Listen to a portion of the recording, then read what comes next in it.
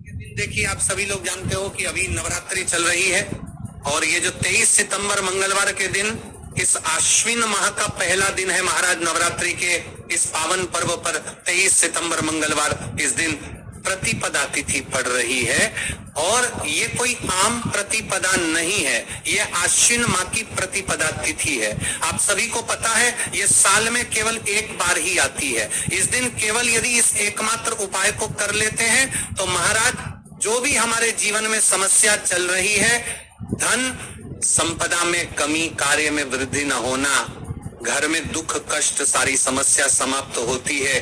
क्योंकि यह उपाय एकमात्र आश्विन मास की प्रतिपदा और विशेषकर नवरात्रि में किया जाता है। माँ दुर्गा का दूसरा दिन, सबसे बड़ा दिन महाराज, मात्र एक तुलसी की लकड़ी का दीपक 11 चावल के दाने किस समय करना है, ये बात हम आगे करेंगे। तो देखिए, आप सभी जानते हैं कि यह 23 सितंबर मंगलवार आश्विन माह की प्रतिपदा और नवरात्रि का समय आपको इस उपाय को करना है। मेरी कई सारी माताएं महीने नवरात्रि में व्रत रखती है और पूजा पाठ करती हैं, उनसे विशेष का निवेदन है नवरात्रि के पावन पर्व पर एक छोटा सा कार्य रात्रि के समय अवश्य करें। अब देखिए महाराज, यदि आपके घर का कोई भी एक व्यक्ति इस दिन मात्र एक तुलसी की लकड़ी का दीपक 11 चावल के दाने उपाय अवश्य करें। भक्तों, शिव महापुराण की कथा में बताया गया है कि आश्विन की प्रतिपदा का सबसे बड़ा विशेष महत्व होता है क्योंकि माँ दुर्गा हमारे बीच में होती हैं। जैसे कि 23 सितंबर मंगलवार, देखिए आप सभी को पता है कि अभी आश्विन माह प्रारंभ हुआ है और नवरात्रि का दूसरा दिन प्रतिपदा तिथि भी पड़ रही है। यदि हम आश्विन माह में छोटे से छोटा दिन कोई सा भी उपाय करते हैं तो उसका फल तो हमें अवश्य ही मिलता है, लेकिन यदि प्रतिपदा पर करें तो उसका फल 100 गुना बढ़ जाता है। सर्वप्रथम ये सारी तिथियां की जननी है और माँ दुर्गा विशेष नवरात्रि का दूसरा दिन एक तुलसी की लकड़ी का दीपक 11 चावल के दाने 23 सितंबर मंगलवार, इस उपाय को अवश्य करें। आप सभी को पता है कि आश्विन माह और प्रतिपदा का यदि कोई सा उपाय है तो वह केवल और केवल एक तुलसी की लकड़ी का दीपक 11 चावल के दाने वाला उपाय। आपको इस उपाय को किस समय करना है, सुबह के समय या प्रदोष काल में, ये संपूर्ण बातें हम आगे करेंगे। अब देखिए महाराज, यदि हम नवरात्रि के इस विशेष पावन पर्व पर माता रानी के समक्ष और उनके इन विशेष दिनों पर यदि हम उपाय करते हैं तो महाराज यह उपाय और विशाल अत्यंत बलशाली हो जाता है, तो हमारे जीवन में चल रही कठिनाइयों समाप्त होती है। जैसे कि पितृदोष, काल सर्प दोष, वास्तु दोष, उसी प्रकार से हमें मात्र एक तुलसी की लकड़ी का दीपक 11 चावल के दाने उपाय को करना है। 23 सितंबर मंगलवार, सबसे बड़ा दिन, आश्विन माह का पहला दिन, प्रतिपदा तिथि। ऐसे मौके बार बार नहीं मिलते, केवल वर्ष में एक बार ही इस उपाय को करने का मौका मिलता है। देखिए, मेरी कई सारी अन्य माताएं बहनें हैं जिन्होंने इस उपाय को आज तक किया ही ना हो और उन्हें इस उपाय के बारे में पता ही ना हो। तो देखिए, आज की इस कथा से हम आपको जो उपाय बता रहे हैं, उस उपाय को आपको नवरात्रि के इस दूसरे दिन, प्रतिपदा तिथि वाले दिन आपको इस उपाय को अवश्य करना है, क्योंकि यह उपाय केवल विशेष तिथि पर और विशेष पावन पर्व पर ही किए जाते हैं। और देखिए, यदि इस उपाय को आपका घर का कोई एक व्यक्ति भी कर लेता है तो महाराज जी पूरे घर परिवार में चल रही समस्या साथ में समाप्त होती है। इस उपाय को करने का तो फल हमें मिलता ही है, लेकिन यदि किसी विशेष तिथि पर किया जाए तो उसका भी हमें फल प्राप्त होता है। आश्विन माह, यह महीना माँ दुर्गा को समर्पित है। देखिए महाराज जी, हमने हमारी पिछली बार की कई सारी शिव महापुराण की कथाओं में आपको इस उपाय को अच्छे तरीके से बताया भी है और समझाया भी है, लेकिन आज एक बार फिर से हम आपको इस उपाय को समझाएंगे क्योंकि 23 सितंबर मंगलवार का दिन सबसे बड़ा और विशेष दिन है। देखिए, यदि आपने इस एक तुलसी की लकड़ी का दीपक 11 चावल के दाने उपाय को कर लिया तो आपको इस उपाय का वह फल मिलेगा जिसकी आपने कभी कल्पना भी ना करी होगी। देखिए महाराज जी, जो मनोकामना बड़े बड़े पूजा पाठ से पूर्ण नहीं होती, वह केवल इस आश्विन माह की प्रतिपदा तिथि के दिन, माँ दुर्गा का दूसरा दिन एक तुलसी की लकड़ी का दीपक 11 चावल के दाने को करने से पूर्ण हो जाती है। देखिए मेरी कई सारी माताएं बहनें हैं जिन्हें पता भी नहीं है कि उनके जीवन में जो समस्या चल रही है उसका कारण क्या है, यानी कि मुख्य कारण क्या है, किस वजह से ये समस्या है। मतलब भाई जीवन में जो अटकने आती हैं जिनका कारण अक्सर हमें पता ही नहीं चलता। देखिए महाराज, आपके जीवन में जो भी समस्या चल रही है वह काल सर्प दोष, वास्तु दोष या फिर कोई अन्य समस्या, आपके घर में माता लक्ष्मी का स्थायी वास न होना, बार बार लड़ाई झगड़ा या फिर विवाद होना, ये सबसे बड़ी समस्या है। तो महाराज यदि हम माता रानी के इस पावन पर्व पर इस अश्विन महीने में प्रतिपादन तिथि के दिन इस उपाय को करते हैं तो जो भी समस्या चल रही है वह सारी समस्या समाप्त होती है, क्योंकि यह तिथि कोई आम तिथि नहीं है, यह सबसे बड़ी और विशेष तिथि है। मात्र एक तुलसी की लकड़ी का दीपक 11 चावल, तो इस उपाय का फल 100 गुना बढ़ जाता है। देखिए महाराज, एक तुलसी की लकड़ी का दीपक 11 चावल के दाने प्रतिपदा की घड़ी में यह उपाय करके एक दीपक जलाकर हम अपने घर के नकारात्मक बंधनों को तोड़ने, एक तुलसी की लकड़ी का दीपक 11 चावल के दाने अवश्य करें। देखिए महाराज जी, हम आपको आगे चलकर संपूर्ण बातें बताने वाले हैं कि इस उपाय को आपको किस प्रकार करना है, सामग्री कहां से लेनी है, किस समय करना है, कैसे करना है, ठीक है। तो आपको इस कथा के अंतिम तक बने रहना है। देखिए हम राशि से जुड़ा भाग्य भी बता रहे हैं और भाग्य में चल रही परेशानियों को भी बता रहे हैं। तो यदि आप अपनी राशि से जुड़ा भाग्य जानना चाहते हैं तो अपना नाम और अपनी राशि कमेंट बॉक्स में अवश्य लिखें। अगली वीडियो में हम आपको आपकी राशि से जुड़ा भाग्य बताएंगे। अब बात कर लेते हैं उपाय के बारे में। तो देखिए महाराज जी, इस एक तुलसी की लकड़ी का दीपक 11 चावल के दाने वाला उपाय है, तो आपको इस उपाय को अवश्य करना है। देखिए अब बात कर लेते हैं हम उपाय के बारे में। इस उपाय को कौन कौन व्यक्ति के बारे में देखिए कर सकता है, मतलब कि आपके घर का कौन कौन सदस्य इस उपाय को कर सकता है। मेरी कई सारी अन्य माता बहनें रहती है जो अपने स्वयं के लिए, अपने स्वयं के जीवन में चल रही परेशानियों को समाप्त करने के लिए उपाय यदि करना चाहती है तो वह अवश्य कर सकती है महाराज। और मेरी कई माताएं बहनें अपने परिवार वालों के लिए, अपने सदस्यों के लिए उपाय करना चाहते हैं तो वह भी कर सकती है। ध्यान रहे, एक तुलसी की लकड़ी का दीपक 11 चावल के दाने। तो उपाय की ओर आगे बढ़ने से पहले हम जान लेते हैं, कल जिन माता बहनों ने कमेंट किया था अपनी राशि से जुड़ा भाग्य जानने के लिए, वे लोग जान लो आज अपनी राशि से जुड़ा भाग्य, कल की 2 विशेष राशि लिए। देखिए सबसे पहली राशि है कन्या राशि। इस दिन आश्विन माह की प्रतिपदा तिथि से कन्या जातकों को धन, समृद्धि और पारिवारिक सुख की प्राप्ति होगी। रुके हुए कार्यों में सफलता मिलने की संभावना है। दूसरी राशि तुला राशि। तुला राशि वालों के लिए यह दिन शुभ रहेगा। आर्थिक लाभ, दाम्पत्य जीवन में सुख और सौभाग्य की वृद्धि होगी। साथ ही मान सम्मान और कार्य क्षेत्र में प्रगति की संभावनाएं भी बनेंगी। अब चलिए, अब तो हम उपाय की ओर चलते हैं। ध्यान से सुनिए संपूर्ण बातें। 11 चावल के दाने और 1 चुटकी हल्दी, ये तीनों वस्तुएं देखने में सामान्य प्रतीत होती हैं, परंतु इनका महत्व और शक्ति अद्भुत है। जब इन्हें सही विधि से सच्चे मन और श्रद्धा के साथ शिव मंदिर में प्रयोग किया जाता है तब यह उपाय अलौकिक परिणाम प्रदान करता है। तो देखिए, तुलसी की लकड़ी का दीपक, 11 चावल के दाने और 1 चुटकी हल्दी। तो सबसे पहले आपको हम दीपक के बारे में बताते हैं। तुलसी की लकड़ी का दीपक, परंतु तुलसी की लकड़ी का उपयोग जब दीपक के रूप में किया जाता है तो ये विशेष ऊर्जा उत्पन्न करती है। देखिए महाराज जी, अब हम बात कर लेते हैं सबसे पहले उपाय के बारे में। तो देखिए, तुलसी की लकड़ी का दीपक, 11 चावल के दाने और 1 चुटकी हल्दी, तो सबसे तंत्रा साफ करने की ये थी।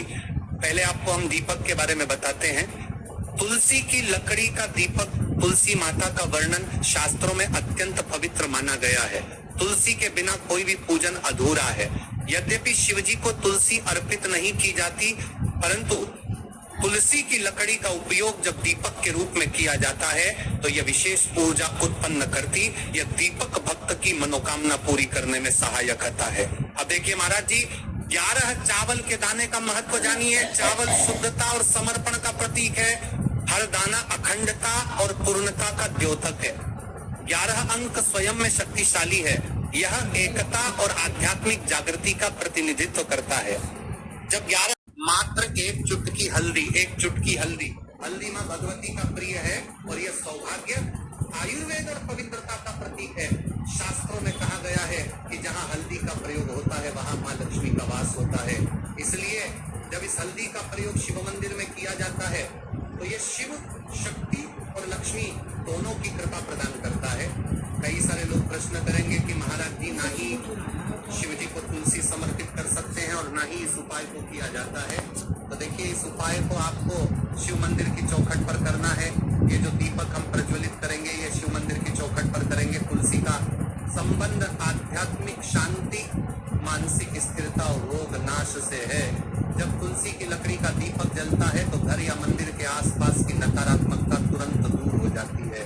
तो देखिए महाराज जी, आपको इस तुलसी की लकड़ी के दीपक के बारे में हम आपको सबसे पहले बताते हैं। हालांकि आपके दूर पर मनी जमाने को गुरु हो जाती है, हालांकि दूर पर मनी को गुरु कर दूर करता है और बीचों की जमाने को गुरु हो जाती है। मानसिक स्थिति, तीनों उपाय को साथ में ही करना है, लेकिन सबसे पहले और प्रथम तुलसी की लकड़ी का दीपक को देखिए। तुलसी की लकड़ी प्राप्त करना, यदि घर में तुलसी का पौधा है तो उसकी जड़ के पास की नरम लकड़ी लेनी है। यदि घर में तुलसी का पौधा नहीं है तो बाजार से भी तुलसी की लकड़ी खरीदी जा सकती है।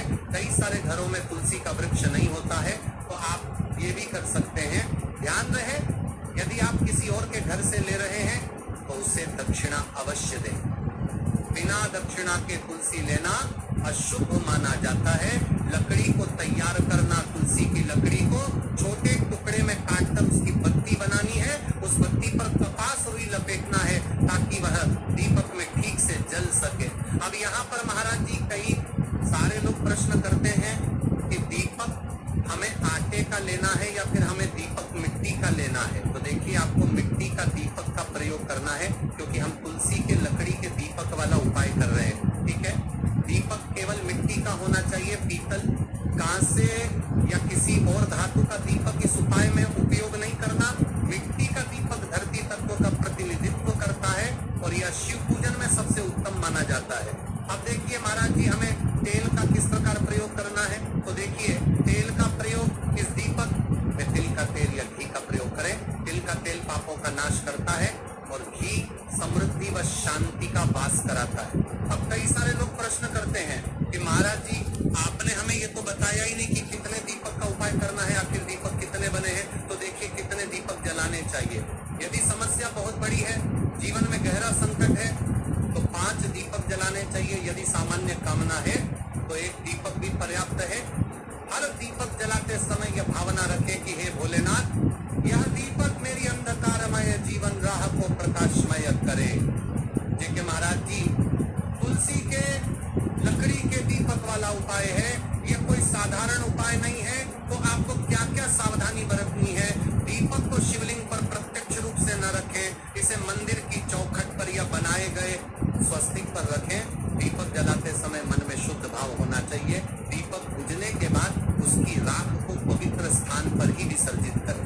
महाराज जी, जैसे ही तुलसी की लकड़ी का दीपक जलता है वैसे ही साधक को एक अलग ही शांति का अनुभव होता है। चावल अखंड और शुद्ध होने चाहिए। टूटे हुए दाने अशुभ माने जाते हैं। 108 दानों को अलग करके एक छोटे डिब्बे या पुड़िया में सुरक्षित रखना है। चावल अर्पण की विधि अब सुनिए महाराज जी।